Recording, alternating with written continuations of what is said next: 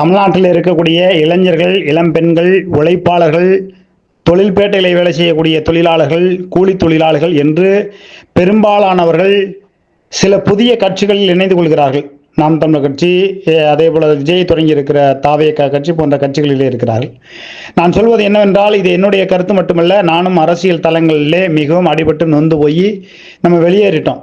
ஏன்னா நம்மளுடைய உழைப்பை சுரண்டி தலைமையில் இருக்கக்கூடிய ஒரு 4 பேர் 10 பேர் சம்பாதிக்கிறதுக்கு எல்லாத்தையும் இங்கே உங்களுடைய ரத்தத்தை உறிஞ்சுவார்கள். அப்படிப்பட்ட சூழல் தான் நாம் தமிழர் கட்சியெல்லாம் கிட்டத்தட்ட பல லட்சம் பேர் வாழ்க்கையை இழக்கக்கூடிய ஒரு நிலைமை ஏற்பட்டது. பெரும் பணக்காரர்கள் முதற்கொள்ள சிறு நடுத்தர பணக்காரர்களை ஆண்டி ஆனார்கள். அதாவது கோடீஸ்வரர்களை லட்சாதிபதி ஆக்குவதும், லட்சாதிபதி ஆயிரம்பதி ஆக்குவதும், ஆயிரம்பதியை பிச்சாதிபதி ஆக்குவதும், இதுதான் நாம் தமிழர் கட்சியினுடைய நிலைப்பாடுகள். அவருடைய உள்கட்டமைப்பை தொடங்க வேண்டும் என்ற எண்ணம் சீமானுக்கு ஒருபோதும் கிடையாது. அவர் ஒரிஜினல் பெயரோட வரல. அவருடைய பெயர் ஜெபஸ்டின். ஏன்னா இது மன்னிக்கணும், விஜயோட பேர் ஜெபஸ்டின், சீமானோட பேர் சைமன். இப்படியான சூழ்நிலையில் இருக்காங்க. உண்மையான பெயரோடு அவர்கள் வெளியில் வந்தால் நல்லது, அதில் நம்ம மாற்றுக்கிறதே இல்லை.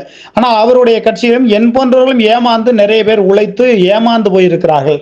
அப்படித்தான் நாம் தமிழர் கட்சியில் இருக்கக்கூடிய தலைமையில் இருக்கக்கூடிய பாக்கியராஜன் இன்னும் யாரோ சொல்றாங்க.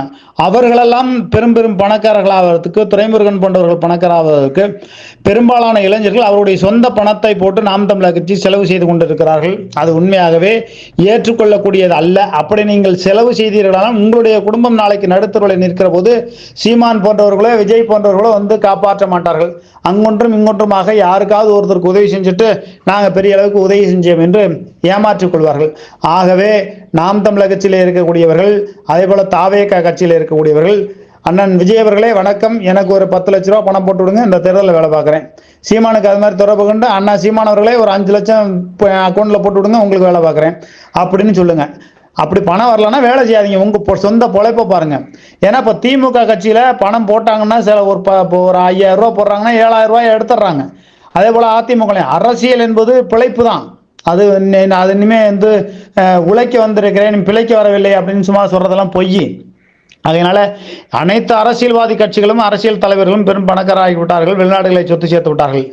இங்கு இருக்கக்கூடிய தமிழ் தேசிய கட்சியிலே தமிழ் தேசியம் என்று சொல்லப்படுகிற இவர்கள் எல்லாம் உண்மையான தமிழர்களா என்ற ஒரு கேள்விக்குறியும் இருக்கிறது. அப்படியே கேள்விக்குறி இருந்தாலும் எத்தனை வார்டு உறுப்பினர்களை இவங்க எத்தனை வார்டு கவுன்சிலர்களை வெற்றி பெற வைத்திருக்கிறார்கள், நகராட்சி மாநகராட்சி பேரூராட்சி என்று யாராவது வெற்றி பெற வைத்திருக்கிறார்கள் என்ற கிடையாது. அதே போல அவர் சீமான் பேசும்போது சொல்லுகிறார், மேடையில் பேசும்போது கரிதினட்டு நீங்க சிவன் கோயிலுக்கு போ, கரிதினட்டு முருகன் கோயிலுக்கு போங்கிறாரு. இது நகைப்புக்குரியதாக இருக்கிறது. அதே போல முஸ்லிம் மதத்தை பார்த்து நீங்கள் பன்றிக்கிறதுன்னு விட்டு கோயிலுக்குள்ள போங்கன்னு சொல்ல முடியாது. சொன்னா எதால் அடிப்பாயின்னு அவருக்கு நல்லாவே தெரியும். அதனால அப்படி சொல்ல மாட்டாரு.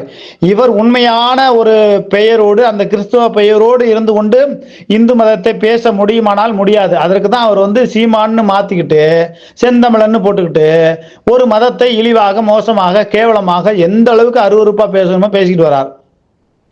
அங்கிட்ட விஜய் பார்த்தீங்கன்னா புதிய அரசியல் களத்துக்குள்ள வர்றாரு. அரசியல் கொள்கையும் கிடையாது, ஒன்றும் கிடையாது, எந்த அரசியல் சித்தாந்தமும் கிடையாது. திராவிடமும் தமிழ் தேசியமும் எனது இருக்கண்கள் என்று சொல்கிறார். அவர் எல்லோரையும் ஏமாற்றுகிறார்.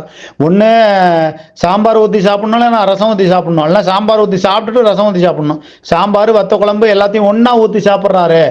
கருவாட்டு குழம்புலேருந்து மட்டன் குழம்புலேருந்து சிக்கன் குழம்புலேருந்து எல்லாம் ஒன்றா ஊற்றி சாப்பிட்டா அருவருப்பாக இருக்குங்கிறத லகரம் டிவியில் முதல்ல நான் தான் அந்த செய்தியை வெளியிட்டேன். அதன் பிறகுதான் சீமானெல்லாம் பேசினாரு, எல்லாமே பேசினாங்க. அதுபோல் சீமானுக்கு அப்படியான ஒரு சூழ்நிலை. இந்த கட்சிகளுக்கெல்லாம் மத்தியில் அதிமுக திமுக எவ்வளோ பரவாயில்ல.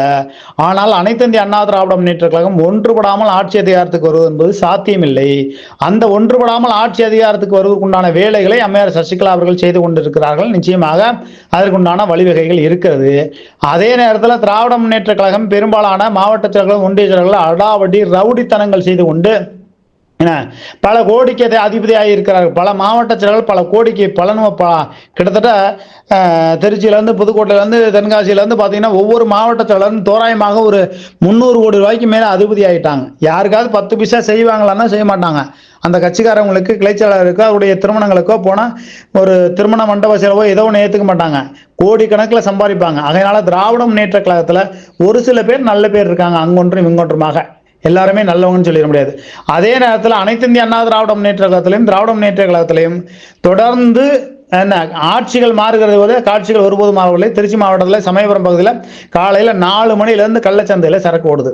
அப்ப இதையெல்லாம் தட்டி கேட்க நாம் தமிழர் கட்சியில் இங்க இருக்கக்கூடிய சமயபுரம் பகுதியில் இருக்கக்கூடிய நாம் தமிழர் கட்சியில் இருக்கக்கூடிய ஒன்றிய செயலருக்கு திராணி இருக்கிறதா, தெம்பு இருக்கிறதா, துப்பு இருக்கா, ஒன்றும் கிடையாது.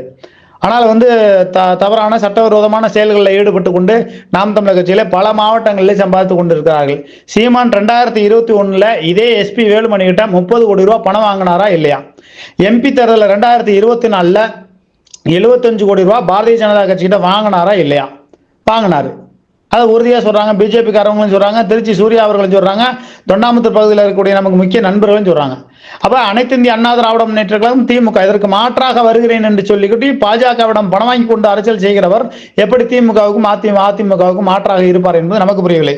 அதனால தமிழ்நாடு முழுவதுமாக இருக்கக்கூடிய இளைஞர்கள் உங்களுடைய சொந்த பணத்தை ஓரளவு செலவு பண்ணுங்க. இளையமரக்காயா ஏதோ உங்களால் முடிஞ்சது நீங்க கடனை உடனே வாங்கி நகையை அடை வச்சு அது மாதிரிலாம் நீங்க செலவு பண்ணீங்கன்னா சீமானோ விஜயோ உங்களை வந்து காப்பாற்ற மாட்டார்கள். நீங்கள் நடுத்தருளை நின்று கொண்டு குவி கொண்டு ஐயோ ஐயோ போச்சே போச்சேன்னு கத்தணும். அந்த மாதிரி வேலையெல்லாம் விட்டுட்டு உங்கள் சொந்த பிழைப்பை பாருங்கள். ஏன்னா இதுதான் நடக்கும். புதியதொரு கட்சியை தொடங்குகிறவர்கள் அவர்கள் பல ஆயிரம் கோடிக்கு அதிபதியாக இருக்கிறார்கள். அவர்கள் சில 100 கோடிகளை இறக்குவார்கள் என்றால் இறக்க மாட்டார்கள். விஜய் வந்து 200 கோடி 100 கோடி 200 கோடி உச்சபட்சத்திலிருந்து வரிய வருகிறேன் என்று சொல்கிறார். வருஷத்துக்கு 2 படம் நடிச்சார் 4 கோடி ரூபாய். அப்ப தேர்தல் என்னன்னா ஏதாவது ஒரு கட்சிக்கிட்ட ஒரு 1000 கோடி 500 கோடி வாங்கிட்டு தனியார் இன்னும் ஓட்டை பிரிக்கிறேன்னு சொன்னாலும் அது அவருக்கு லாபம். ஆனால் அந்த கட்சியில இருக்கக்கூடியவர்களுக்கு லாபமா என்பதை புரிந்து கொள்ள வேண்டும். அதே போல விஜய் கட்சிக்கு குறைஞ்சபட்சம் 6% மேல ஓட்டே கிடையாது. அதே போல நாம் தமிழர் கட்சிக்கும் இந்த மாதிரி 8% அப்படியே 4% குறைஞ்சு வந்துடும். அவருக்கான உள்கட்டமைப்பு எதுவுமே கிடையாது. நம்ம ஆரம்பத்துல இருந்து நாம் தமிழர் கட்சியில நான் வந்து திருச்சி மாவட்டத்தில் மன்னச்சநல்லூர் ஒன்றிய செயலாளர் இருந்தேன். ஆரம்பத்துல இருந்து பாக்குறேன். சீமான் ஒரு நிலைப்பாடோடு கிடையாது. என்ன அவர் வந்து நேற்று ஒன்று பேசுவார், இன்னைக்கு ஒன்று பேசுவார், நாளைக்கு ஒன்று பேசுவார். ரஜினியை சங்கிம்பாரு, அப்புறம் சங் பரிவாரிலேருந்து வந்தது சகத்தோழன் அப்படிம்பாரு. மாற்றி மாற்றி மாற்றி மாற்றி பச்சோந்தி போல பேசுகிறார் அப்படிங்கிறது எல்லோருடைய கருத்து. நடுநிலையான அரசியலை நாம் தமிழர் கட்சி செய்தால் அது நல்லதொரு கட்சியாக எதிர்காலத்தில் வரும். இன்னும் சொல்ல போனால் தமிழ் தேசிய கட்சியை தமிழர்கள் கையகப்படுத்த வேண்டும். அப்படி கையகப்படுத்தி விடுவார்களோ என்ற ஐயப்பாட்டில் தான் கவுண்டர்கள், கள்ளர், முத்தரையர், மறவர், அகமுடையர், வன்னியர் போன்ற முக்கியவர்களுக்கு தலைமை பதவி கிடைக்காது. அப்படி செய்தால் தமிழர்கள் இந்த நாம் தமிழர் கட்சியை கைப்பற்றி விடுவார்கள் என்ற எண்ணத்தில் அவர் ஒரு கிறிஸ்தவர், மலையாளி, அதனால தமிழர்கள்ட்ட இந்த கட்சி போய்விடக்கூடாது, தன்னுடைய குடும்ப அரசியல் வாரிசா கொண்டு வர வேண்டும் என்றுதான் அவர் திட்டமிடுகிறார். எல்லா அரசியல் கட்சி தலைவர்களும் வாரிசைத்தான் கொண்டு வருவார்கள். ஆனால் வாரிசை கொண்டு வருகிறவனை செருப்பால் அடிக்கணும், முச்சத்தில் நிற்க வைக்கணும்னு சொல்லுகிற சீமான் நாளைக்கு அவருடைய மகனை, அவருடைய மனைவியைத்தான் அரசியலே கொண்டு வர போகிறார். அதே போல விஜய் வந்து தன்னுடைய மனைவி, மகன் எல்லாம் பிரிந்து இருக்கிறார்கள் என்று சொல்கிறார்கள். அந்த கட்சி ஒரு கட்டத்தில் வளர்ந்த நிலைக்கு வருகிற பொழுது அல்லது வளர முடியாமல் தடுமாறி கொண்டு விஜய் வந்து வயோதிக நிலைக்கு போகிற பொழுது அப்பொழுது விஜய் வந்து அவருடைய மகனை, அவருடைய மனைவியை இந்த கட்சிக்குள்ள கொண்டு வராங்க. ஆக அரசியல் கட்சியில் இருக்கக்கூடிய தலைவர்களை நம்பி, பொதுவாக எல்லா கட்சியிலுமே நம்பி மோசம் போகாதீர்கள். உங்களால் பணம் இருக்கு, கோடிக்கணக்கில் பணம் இருக்குன்னா செலவு பண்ணுங்க. நடுத்தரமாக இருக்கக்கூடியவர்கள் செலவு பண்ணி நொந்து போய் நிற்காதீங்க. அது வந்து மிகப்பெரிய ஒரு பாவம். உங்க அம்மா அப்பாவுக்கு, உங்க அண்ணன் தங்கச்சி இவங்களுக்கெல்லாம் செய்யக்கூடிய பாவம். நீங்க கட்சிக்கு செலவு பண்ணக்கூடிய பணத்தை உங்களுடைய அண்ணன் தம்பி தங்கச்சி எல்லாத்துக்கும் நீங்க ஓரளவு உதவி பண்ணலாம். அப்படி செய்யுங்கள். அரசியல் கட்சியை நம்பி மோசம் போகாதீர்கள். அதுவும் சீமான், விஜய் போன்றவர்களை நம்பி மோசம் போகாதீர்கள் என்பதுதான் என்னுடைய கருத்து. நன்றி, வணக்கம்.